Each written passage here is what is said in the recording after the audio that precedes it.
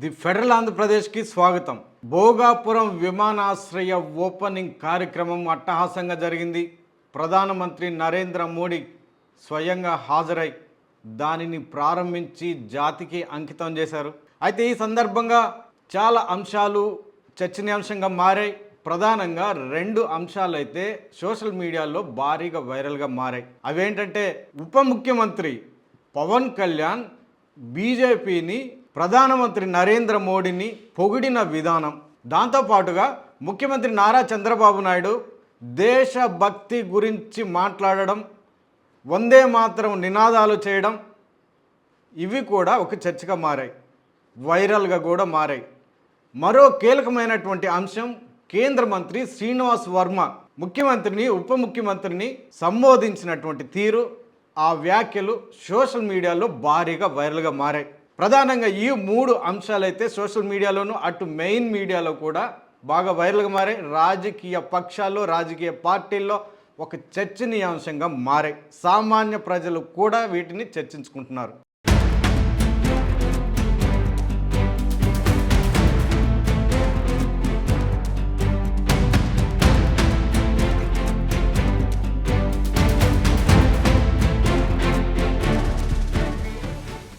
ఆంధ్రప్రదేశ్ ముఖ్యమంత్రి ఎవరు, ఉప ముఖ్యమంత్రి ఎవరు అన్నది పెద్దవాళ్ళ నుంచి, అంటే వృద్ధుల నుంచి చిన్న పిల్లవాళ్ళని ఎవరిని అడిగినా ఆంధ్రప్రదేశ్ రాష్ట్ర ప్రజలు క్లియర్గా చెప్తారు. ముఖ్యమంత్రి నారా చంద్రబాబు అని, ఉప ముఖ్యమంత్రి పవన్ కళ్యాణ్ అని అందరికీ తెలుసు. అదే అంశాన్ని, అదే జవాబుని అందరు కూడా చెప్తారు. పాఠశాలలకు వెళ్ళే పిల్లల్ని అడిగినా కూడా ఈ విషయాలు చెప్తారు.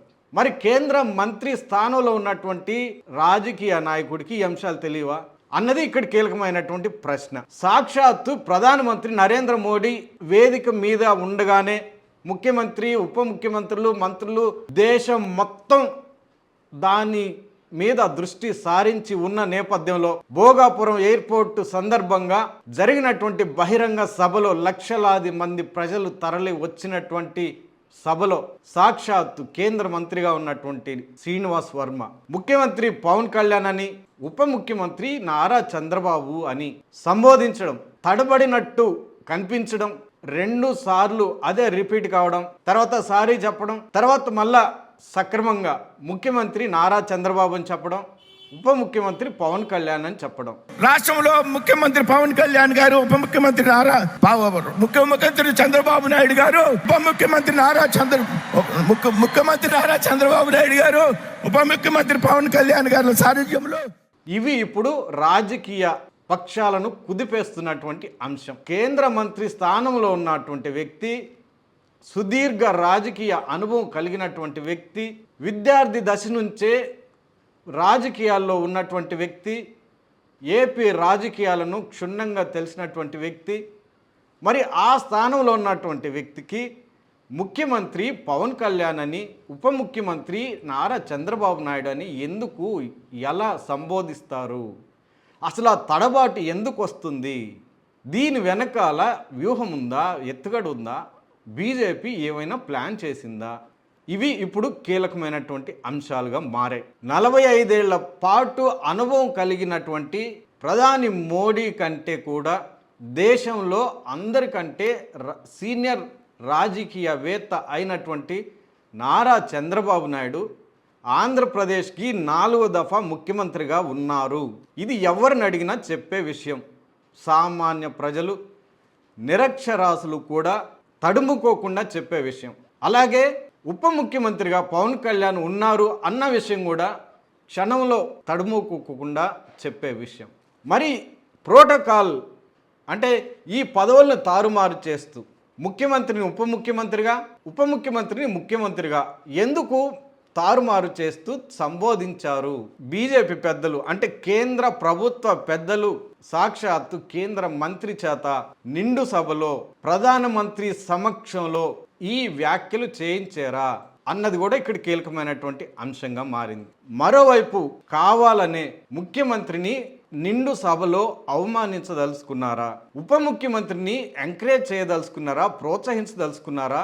జనసేనతో, పవన్ కళ్యాణ్తో బీజేపీ ఉంది, ఉంటుంది, భవిష్యత్తులో కూడా జరుగుతుంది అని చెప్పదలుచుకుంటున్నారా? చంద్రబాబుతో కానీ టీడీపీతో కానీ బీజేపీ ఉండదు అని చెప్పదలుచుకున్నారా? ఇవన్నీ కూడా ఒక చర్చగా మారాయి. రాజకీయ పక్షాల విశ్లేషకుల్లో ఒక చర్చనీయాంశంగా మారాయి. గతంలో ప్రధానమంత్రి నరేంద్ర మోడీని నారా చంద్రబాబు నాయుడు పలు రకాలుగా విమర్శించినటువంటి తీరు అప్పట్లో బాగా చర్చనీయాంశంగా మారాయి. 2014-19 మధ్య కాలంలో కలిసి ఉన్నారు బీజేపీ టీడీపీ. 2019కి విడిపోయారు. ఆ నేపథ్యంలో ప్రధానమంత్రి నరేంద్ర మోడీని దేశంలో ఏ రాజకీయ నాయకుడు విమర్శించినటువంటి రీతిలో చంద్రబాబు నాయుడు విమర్శించారు. అప్పట్లో అది చర్చగా మారింది. ఆయన ఉపయోగించినటువంటి పదాలు అవన్నీ కూడా అప్పట్లో చర్చనీయాంశంగా మారాయి. ఇవన్నీ బీజేపీ నాయకుల్లో కడుపులో భద్రపరుచుకుని ఉన్నారా? ఆ రకంగా నిండు సభలో పగ తీర్చుకోవాలని భావించారా అన్నది కూడా ఇక్కడ కీలకమైనటువంటి చర్చగా మారింది. మరోవైపు పవన్ కళ్యాణ్ బీజేపీని, ప్రధాని నరేంద్ర మోడీని పొగడడం, బీజేపీ పవన్ కళ్యాణ్ పొగడడం ఇవన్నీ కూడా జరుగుతూ వస్తున్నాయి. 2029 ఎన్నికలకి టీడీపీని పక్కన పెట్టి జనసేనని, పవన్ కళ్యాణ్ని ఏమైనా ముఖ్యమంత్రి అభ్యర్థిగా తెరపైకి తీసుకురానున్నారా? అందుకోసమే టీడీపీని, ముఖ్యమంత్రి నారా చంద్రబాబుని అవమానించదలుచుకున్నారా? దూరం పెట్టాలనుకుంటున్నారా?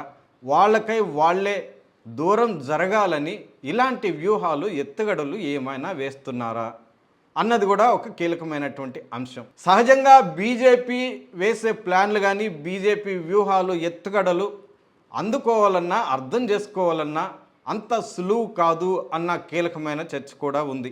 పొరపాట్లు జరిగినట్టే అనిపిస్తాయి, సహజంగా జరుగుతున్నట్టే అనిపిస్తాయి, అలా ఉంటాయి బీజేపీ వ్యూహాలు, ఎత్తుగడలు, మోడీలు, అమిత్ షాలు వేసే ప్లాన్లు అలా ఉంటాయి, సహజంగా జరుగుతున్నట్లే అనిపిస్తాయి అన్న కీలకమైన చర్చ కూడా ఉంది. మొత్తం మీద కేంద్ర మంత్రి శ్రీనివాస్ వర్మ చేసినటువంటి ఈ వ్యాఖ్యలు, తడబడినట్టు ఆయన మాట్లాడిన విధానం ఇవన్నీ తెలుగుదేశం పార్టీ శ్రేణులను, నాయకులను, మరి ముఖ్యంగా నారా చంద్రబాబు నాయుడిని, నారా లోకేష్ని తీవ్రంగా బాధ పెట్టాయి అన్న చర్చ కూడా ఆ శ్రేణుల్లో వినిపిస్తోంది. దీనికి చంద్రబాబు కానీ, తెలుగుదేశం పార్టీ శ్రేణులు కానీ ఏ విధంగా స్పందిస్తాయి? భవిష్యత్తులో బీజేపీతో కలిసి ఉంటారా, విడిపోతారా? 2029 నాటికి పరిస్థితులు ఎలా ఉంటాయి అన్నది వేచి చూడాలి.